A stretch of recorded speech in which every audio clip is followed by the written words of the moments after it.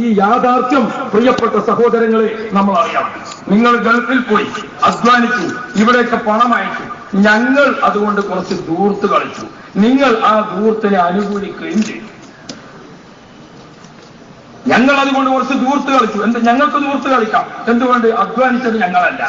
ഞങ്ങൾക്ക് ഒന്നിച്ച് 10,000 കയ്യിൽ കിട്ടുകയാണ് ചെയ്തത്. ഞങ്ങൾക്ക് ഒന്നിച്ച് 50,000 കിട്ടുകയാണ് ചെയ്തത്. എന്റെ നാട്ടിലൊക്കെ ഒരാളെ കയ്യിൽ 50,000 കിട്ടുക എന്ന് പറഞ്ഞാൽ അന്നത്തെ കാലത്ത് ഇത് വല്ലാത്ത സംഭവമാണ്. അങ്ങനത്തെ ആമിൻദാത്താന്റെ കയ്യിലാണ് 50,000 കിട്ടിയത്. വെറും സാധാരണ ഫാത്തിമാന്റെ കയ്യിലാണ് 25,000 കിട്ടിയത്. അപ്പൊ പിന്നെ അവർക്കത് ചെലവഴിക്കുന്നിടത്ത് നിയന്ത്രണം വരൂല. അപ്പൊ അവരെന്ത് ചെയ്തു? ഒരേ ദിവസം തന്നെ ഭക്ഷണത്തിന് വേണ്ടി മീൻ വാങ്ങുന്ന കൂട്ടത്തിൽ കോഴി വാങ്ങുന്ന കൂട്ടത്തിൽ പിന്നെ ആട് വാങ്ങുന്ന കൂട്ടത്തിൽ ബീഫും വാങ്ങി. ഇപ്പൊ നമ്മൾ തീൻ മേശയ്ക്ക് പുറത്ത് എന്തായി? ഒരു തീൻ മേശയ്ക്ക് ചുറ്റുഭാഗത്ത് ഇങ്ങനെ ഇരുന്നാൽ ആരൊക്കെയാണ് ഇരിക്കുന്നത്? ഒരു കഷ്ണം ബീഫ്, മറ്റേ കഷ്ണം മട്ടൺ, മറ്റേ കഷ്ണം ചിക്കൻ, മറ്റേ കഷ്ണം ഫിഷ്. അല്ലേ? ശരി, നല്ല മട്ടത്തിൽ. കാരണം ഇപ്പൊ എന്തായി? മലബാർ ജില്ലകളിൽ നോക്കിയാൽ വല്യമാർക്ക് വരെ ഇപ്പൊ ഡിഗ്രി പാസ്സായ മതി. അല്ലേ? എന്താ PSC പാസ്സാകാത്ത ആരുമില്ല. PSC എന്ന് പറഞ്ഞാൽ പ്രഷർ, ഷുഗർ, കൊളസ്ട്രോൾ. അപ്പോ പാസ്സാകാത്ത ആരാളുള്ളത്? ഇവരെല്ലാം പാസ്. ഇപ്പൊ വല്യമ്മ വരെ ഹോസ്പിറ്റലിന് എനിക്ക് ECG ആണ്, ഓർക്ക് സ്കാനിങ് ആണ് എന്ന് പറയുന്ന കേട്ടാ വല്ല ഡിഗ്രിയൊക്കെ പാസ്സായത് എന്ന് നമ്മൾ ഓർക്കണം. എന്താ സംഭവം ഉണ്ടായത്? ഇമാം ഗസാലി റളിയല്ലാഹു അൻഹു നമ്മെ ഓർമ്മപ്പെടുത്തി നിങ്ങൾ ആമാശയത്തെ 3ആയി ഓഹരി ചെയ്യണം. ഓരോഹരി ഭക്ഷണത്തിന്, ഓരോഹരി വെള്ളത്തിന്, ഓരോഹരി കാലിയായി നിൽക്കട്ടെ. നമ്മളത് ശ്രദ്ധിച്ചോ? നമ്മൾ ശ്രദ്ധിക്കലെന്ന് മാത്രമല്ല, അറബ് രാജ്യത്തു നിന്നാണ് ഭക്ഷണത്തിന്റെ ഒരു വിഭവം നമുക്കിവിടെ കൂടി വന്നത്. ഞാൻ ഒരുപാട് അറബികളെ കൂടെ ഭക്ഷണത്തിൽ കൂടിയിട്ടുണ്ട്, നിങ്ങളൊക്കെ സഹായത്തോടു കൂടെ. GCSEയുടെ 6 രാജ്യത്തും ഒരു അറബി ഫുഡിലും ആടാണോ? ആട് പുഴുങ്ങിച്ച്, ആടിങ്ങനെ കണ്ണൊക്കെ നോക്കിയിട്ട് ഇങ്ങനെ കിടക്കുന്നതാണ്. ആടിങ്ങനെ ആക്സിഡന്റ് ആയിട്ട് ആടല്ലാതെ പിന്നെ അവിടെ ഒരു കോഴിയുണ്ടോ? പിന്നെ അവിടെ ഒരു ബീഫുണ്ടോ? ഇല്ല. അപ്പൊ ഭക്ഷണം, ഒരു നേരത്തെ ഭക്ഷണം ഉണ്ടാക്കുന്ന ആടാണോ? ആട് വറുത്തത്, ആട് പുഴുങ്ങിയത്, ആട് കരിച്ചത്, ആട് വലുത്തിയത്, ആട് ചാറ് വെച്ചത്, ഒക്കെ ആട്. അതാണ് ശരീരശാസ്ത്രത്തിലെ ആരോഗ്യവശത്തിന്റെ ഏറ്റവും പ്രധാനം.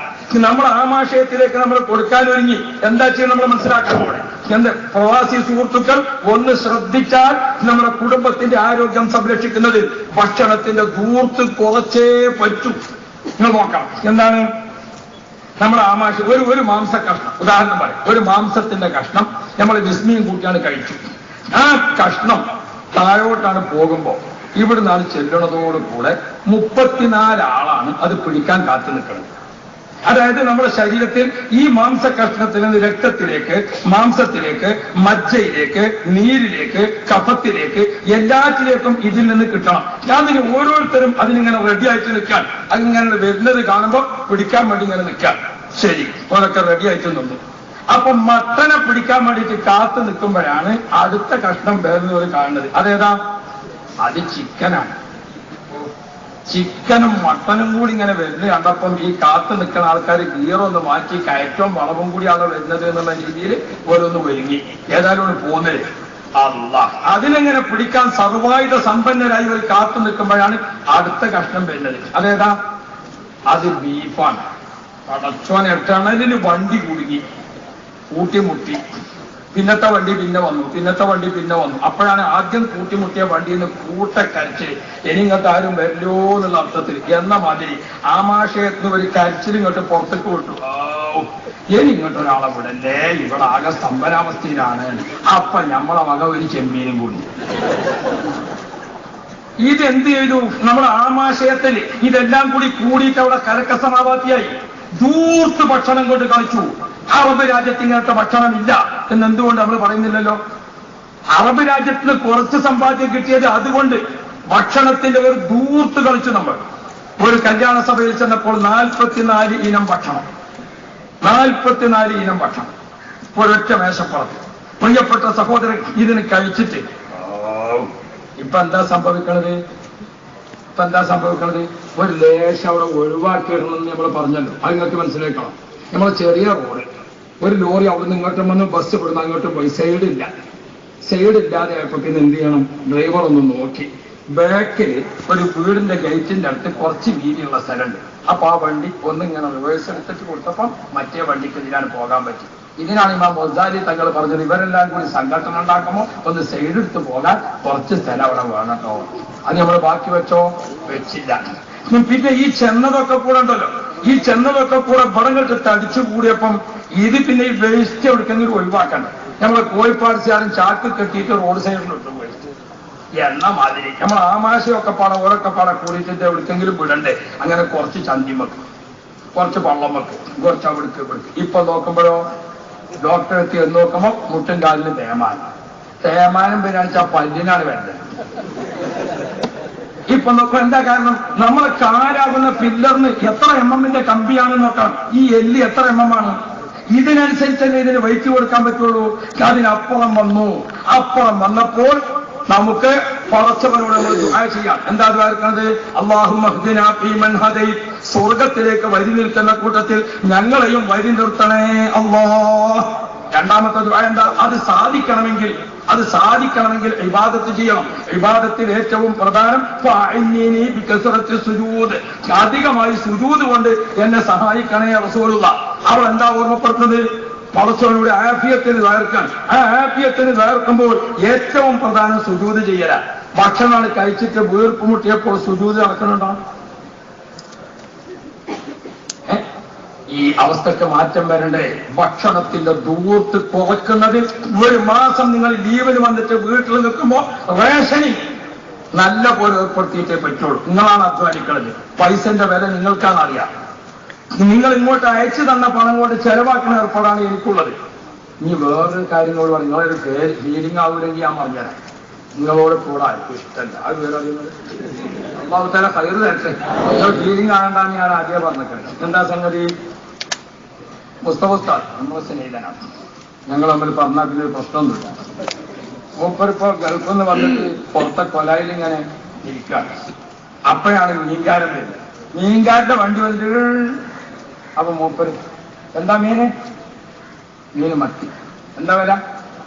വില 20. മത്തിക്കൊക്കെ വലിയ വിലയായോ? സൈക്കിളുകാരൻ നിർത്താതെ പോകാൻ ഏതാഴ്ച. ഇവിടെ ഇപ്പൊ സാധാരണ നമ്മൾ നിർത്തുമ്പോൾ മീൻ കൊടുക്കലുണ്ട്. അപ്പൊ ഈ ചങ്ങായി ഇവിടെ ഉണ്ടായില്ല. കാരണം എന്താ? നമ്മളെ പെണ്ണുങ്ങൾ അവിടെ വന്ന് നിർത്തി. എന്താ മീനായില്ല, എന്നാ 2 കിലോ. വേറെ ഏതാ മീനോ ചെമ്പല്ലി, എന്നാ 3 കിലോ. മറ്റേതാണ് കുറച്ച് ചെമ്മീൻ. ഇതൊക്കെ ഒരു പൈസയും വില ചോദിക്കാതെ വാങ്ങണ വീടാണ്. അവിടെയാണ് ഇപ്പൊ ഇയാൾ ഇങ്ങനെ ഇതായിട്ട് വലിയ ആളായിട്ട്.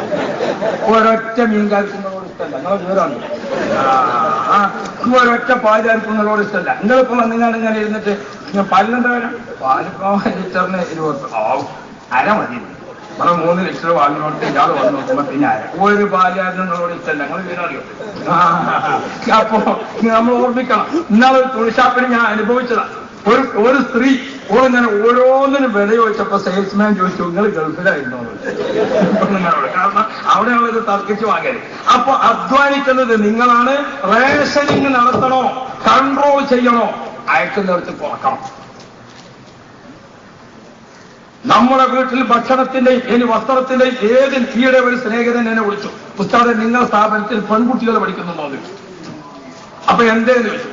പെൺകുട്ടികൾക്ക് കൊടുക്കാനുള്ള കുറച്ച് ഡ്രസ്സ് എന്റെ കയ്യിലുണ്ട്. അതിനാണ് നമ്മുടെ സ്ഥാപനത്തിൽ നേരിട്ട് അവിടെ താമസിച്ച് പഠിക്കുന്നില്ലെങ്കിലും നമ്മളെ കീഴിൽ തന്നെ മറ്റു സ്ഥാപനമുണ്ട്. അപ്പൊ ഞാൻ പറഞ്ഞു. അപ്പൊ അദ്ദേഹം പറഞ്ഞു, എന്റെ മകനൊരു കല്യാണം കഴിച്ചിട്ട് ഓളെ ഒഴിവാക്കി. ഇപ്പൊ പുതിയ കല്യാണം നടക്കാം. അപ്പൊ ആദ്യത്തെ പെണ്ണിനെ ഒഴിവാക്കിയപ്പോഴുള്ള ഡ്രസ്സുകളൊക്കെ അവിടെ ബാക്കിയുണ്ട്. ഒക്കെ പുതിയ ഡ്രസ്സാണ്. അതൊന്നും ഉപയോഗിച്ചിട്ടില്ല.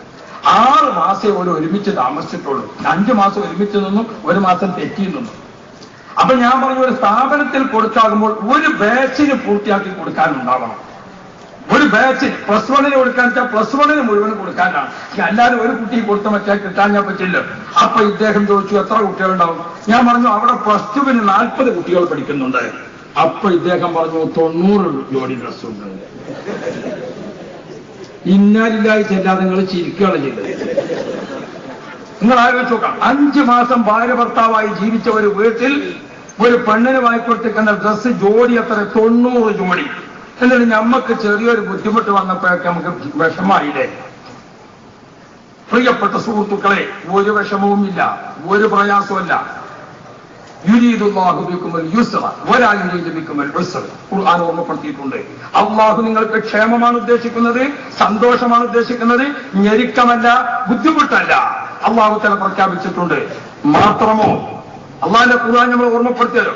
ഇന്നാൾ എന്നോട് ഒരാൾ ചോദിച്ചു, ഉസ്താദെ ഖുർആന്റെ മലയാളം ഉണ്ടോ? എന്റെ കുട്ടിക്ക് അങ്ങനെ ചോദിക്കണത് കുലു വശറബു എന്നൊക്കെ പിന്നെ മലയാളമല്ലേ, അതിപ്പോ ഖുർആനിലുണ്ടല്ലോ. അപ്പൊ ഓന്റെ വിചാരം കുലു വശറബു എന്ന് പറഞ്ഞാൽ മലയാളമാണ്. അത്ര എല്ലാവർക്കും മനപ്പാടുള്ള ആയത്താണ് ഏത്? കുലു വശറബു, തിന്നോളം കുടിച്ചോളൂ. ഭക്ഷണം കഴിക്കുക, വെള്ളം കുടിക്കുക, കുലു വശറബു, അത് അറിയാത്തവരാരുമില്ല. ഖുർആൻ എന്തിനാ കുലു വശറബു എന്ന് പറഞ്ഞത്? നമുക്ക് നല്ലോണം ദാഹിക്കുകയാണെങ്കിൽ കുടിക്കാൻ ഖുർആൻ പറഞ്ഞിട്ട് വേണം. നമുക്ക് നല്ലോണം ഭക്ഷണം കഴിക്കാൻ ഖുർആൻ പറഞ്ഞിട്ട് വേണം? വേണ്ട. പിന്നെ എന്തിനാണ് പറഞ്ഞത്?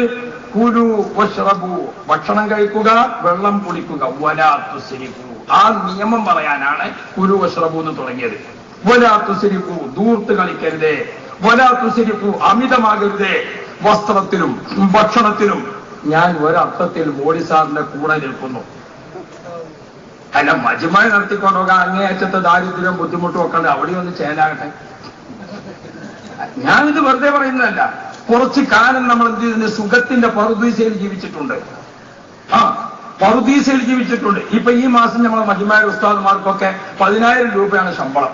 ഒക്കെ 6,000 കൊടുത്ത് നിർത്തിയിരിക്കാം.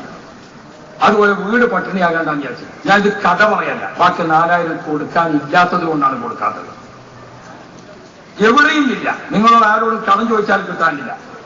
അപ്പൊ എല്ലാവരും എന്താണ്, അമിതമായി നമ്മുടെ കയ്യിൽ പണം കിട്ടിയപ്പോൾ ആരും ഒന്ന് കളിച്ചിട്ടുണ്ട്. ഒന്ന് നമുക്കൊരു നിയന്ത്രണം ഏർപ്പെടുത്തി ശീലിക്കാം.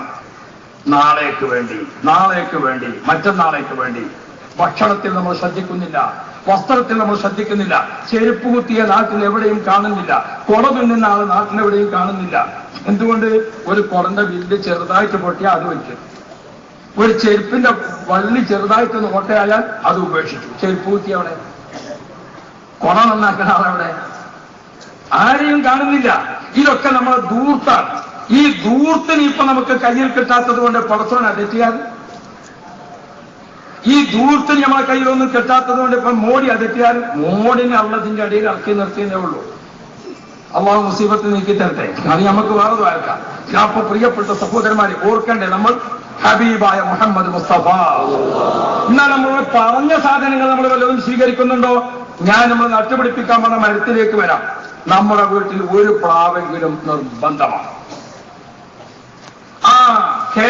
ഊട്ടിയിൽ പ്രസവിച്ചു വീഴുന്ന പട്ടിയുടെ കുട്ടിയെ നിങ്ങൾ കണ്ടോ? കമ്പിളി വസ്ത്രത്തോടു കൂടെയാണ് ആ കുട്ടി ജനിക്കുന്നത്. അത് നമ്മളാരും കേൾക്കുന്ന കൊണ്ടേ കൊടുത്ത ബ്ലാങ്കറ്റ് അല്ല. പിന്നെ പ്രസവിക്കുമ്പോ തന്നെ അങ്ങനെയാണ് പട്ടിക്കുട്ടി ജനിക്കുന്നത് ഊട്ടിയിൽ. അവിടുത്തെ കാലാവസ്ഥക്കനുസരിച്ച് ആ കാലാവസ്ഥയിൽ ജീവിക്കാൻ സംവിധാനത്തോടു കൂടിയാണ് അള്ളാഹു തആല അതിനെ പടക്കുന്നത്. നമ്മൾ കേരളത്തിൽ ജനിച്ചവരാണ്. അമേരിക്കയിലെ ഭക്ഷണ രീതി ഇവിടെ കൊണ്ടുവരണ്ട. നമ്മൾ കേരളത്തിലെ കോഴിക്കോട്ടും കുറ്റ്യാടിയിലും കൂറ്റമ്പാറയിലും ജനിച്ചവരാണ്. നമ്മുടെ നാട്ടിന് അള്ളാഹ് പടച്ച ഭക്ഷണങ്ങൾക്ക് കാണണം.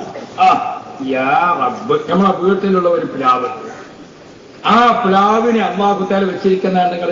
ആ പ്ലാവ് എന്ന മരം തന്നെ ഒരുപാട് ജീവികൾക്ക് ഭക്ഷണം കൊടുക്കണ മരമാണ്. പ്ലാവിന്റെ തൊലിയുടെ ഉള്ളിലൊക്കെ പല പുഴുക്കൾക്കും ജീവിക്കാം. മരത്തിന് കേട് വരാതെ അതിന് ജീവിക്കും, അതിന് ഭക്ഷണം കിട്ടും. പ്ലാവിന്റെ ഇല കൂട്ടിയിട്ട് ഒട്ടേറെ ഉറുമ്പുകൾക്ക് ജീവിക്കാം. ചക്കക്ക് ഒരു കുഴപ്പമില്ലാതെ അതിന് ജീവിക്കാൻ പറ്റും. അവിടെ പ്ലാവിന്റെ ഉണങ്ങിയ കണ്ണികളൊക്കെ എടുത്തിട്ട് കൂട്ടിയിട്ട് കാക്കക്ക് താമസിക്കാം. ഒരു ചക്കക്കും കുറവ് വരാതെ കാക്കക്ക് അത് വീട് വരും. നമ്മളെ മരത്തിന് നാശം വരുന്നുണ്ടെങ്കിലല്ലേ ബുദ്ധിമുട്ടുള്ളൂ. ഇടക്ക് ഒരു പക്ഷിയുണ്ട്, അത് നിന്റെ നാട്ടിലെ മരക്കൊത്തി എന്നാ പറയുക. നിങ്ങളെന്താ പറയാ? ആയിക്കോട്ടെ. അതിങ്ങനെ ഇടക്കൊന്ന് കൊത്തിയിട്ട് ചെറിയൊരു സംഗതി ഉണ്ടാക്കിയിട്ട് അത് ഈ മരത്തിൽ ഒരു സൈസ് നീരാവി ഇടും. അത് പൊട്ടിപ്പോകും മരം. ചില മരം സ്വയം ഇങ്ങനെ പിളരും. അത് പിളരുന്നത് മരത്തിന് ദോഷമാണ്. അത് വരാതിരിക്കാൻ മരക്കൊത്തിനെ കൊണ്ട് അള്ളാഹു തആല ചെറുതായിട്ടൊന്ന് ഇങ്ങനെ കീറിയിട്ട് അതിലൊരു ആവി ഇങ്ങനെ, ചില സിമന്റ് ഇട്ട തേപ്പൊക്കെ ഉണ്ടെങ്കിൽ ഇടയ്ക്ക് പൊട്ടുന്നത് അതൊരു ഗ്രൂ ഇടാത്തത് കൊണ്ട് പൊട്ടുകയാണ്. അതിന്റെ ആവി പുറത്തു പോകാൻ സ്ഥലം പാടും. അങ്ങനെ ആ ജീവിക്ക് അതിന് സൗകര്യമുണ്ട്. ഇങ്ങനെ അങ്ങോട്ട് നോക്കിയാൽ ഒട്ടാണ്. എന്നിട്ട് ചക്ക അള്ളാഹു തആല എവിടെ വെച്ചിരിക്കുന്നത്? നല്ല സംരക്ഷണത്തിൽ, വലിയൊരു മരത്തുമ്മലാണ് ചക്ക വെച്ചുകൾ. ആ ചക്ക ഇങ്ങനെ വലുതായി വരുമ്പോൾ സുബ്ഹാനല്ലാഹ്, അള്ളാഹു തആല കൊടുത്തിരിക്കുന്ന സംരക്ഷണം എന്തേ നമ്മുടെ മനസ്സിൽ ഓർക്കാത്തത്? അള്ളാഹു കൊടുത്ത സംരക്ഷണം ഞാൻ നോക്കട്ടെ നിങ്ങളോട്. അതുപോലെ തന്നെ ചവിട്ടി ഇതൊക്കെ വിൽക്കണ പീടിയാണ്. അവിടെ പോയിട്ട് നമ്മൾ വില ചോദിക്കണം, ഇങ്ങനെ ആ കരിങ്കല്ലിന്റെ അമ്മിമ ഇങ്ങനെ ചവിട്ടിയിട്ട് ഇതിനെത്ര വില എന്നാ ചോദിക്കും.